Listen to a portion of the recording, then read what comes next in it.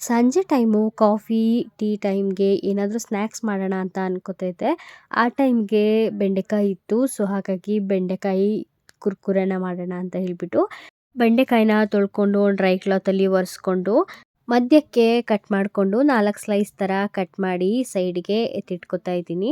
ಇನ್ನು ನಾನಿವತ್ತು ವೇರ್ ಮಾಡಿರೋಂತಹ ನೈಟ್ ಸೂಟು ಕಾಟನ್ ಮೆಟೀರಿಯಲ್ ಆಗಿರತ್ತೆ. ಫ್ಲಿಪ್‌ಕಾರ್ಟಲ್ಲಿ ಜಸ್ಟ್ 350 ರೇಂಜಲ್ಲಿ ಈ ಕಾಟನ್ ಸೂಟು ಸಿಗ್ತಾ ಇದೆ. ಸೈಜಸ್ ಬಂದು ಎಸ್ ಇಂದ ಡಬಲ್ ಎಕ್ಸೆಲ್ ವರ್ಗ ಅವೈಲೇಬಲ್ ಇದೆ. ಈ ಡ್ರೆಸ್ ನೀವು ಕೂಡ ಪರ್ಚೇಸ್ ಮಾಡಬೇಕು ಅಂತ ಅಂದರೆ ಕಮೆಂಟ್ ಸೆಕ್ಷನಲ್ಲಿ ಲಿಂಕ್ ಅಂತ ಕಮೆಂಟ್ ಮಾಡಿ, ಡೈರೆಕ್ಟಾಗಿ ಡಿ.ಎಮ್‌ಗೆನೆ ಲಿಂಕನ್ನು ಕಳಿಸ್ಕೊಡ್ತೀನಿ. ಬೆಂಡೆಕಾಯಿ ಎಲ್ಲನೂ ಚಿಕ್ಕ ಚಿಕ್ಕದಾಗಿ ಸ್ಲೈಸ್ ಆಗಿ ಕಟ್ ಮಾಡಿ ಎತ್ತಿಟ್ಕೊಂಡಿದ್ದೆ. ಅದನ್ನ ಇವಾಗ ಒಂದು ಮಿಕ್ಸಿಂಗ್ ಬೌಲ್ಗೆ ಹಾಕ್ಕೊಂಡು, ಅದಕ್ಕೆ ಸ್ವಲ್ಪ ಅಚ್ಕಾರದ ಪುಡಿ, ಉಪ್ಪು, ಅರಿಶಿನ, ಅಕ್ಕಿ ಹಿಟ್ಟು, ಕಡಲೆ ಹಿಟ್ಟು ಹಾಗೆ ಪುಡಿನ ಹಾಕ್ಕೊಂಡು ಮಿಕ್ಸ್ ಮಾಡಿಕೊಂಡು ಇದನ್ನ ಕಲಸಿ ಇಟ್ಕೊಂಡಿದ್ದೀನಿ. ಇವಾಗ ಒಂದು ಬಾಣಲಿನ ಇಟ್ಕೊಂಡು ಸ್ವಲ್ಪ ಎಣ್ಣೆನ ಬಿಟ್ಕೊಂಡು ಮಿಕ್ಸ್ ಮಾಡಿ ಇಟ್ಕೊಂಡಿದ್ದಂತಹ ಬೆಂಡೆಕಾಯಿ ಸ್ಲೈಸಸ್ ಎಲ್ಲನೂ ಹಾಕ್ಕೊಂಡು ಫ್ರೈ ಮಾಡ್ಕೊತಾ ಇದ್ದೀನಿ.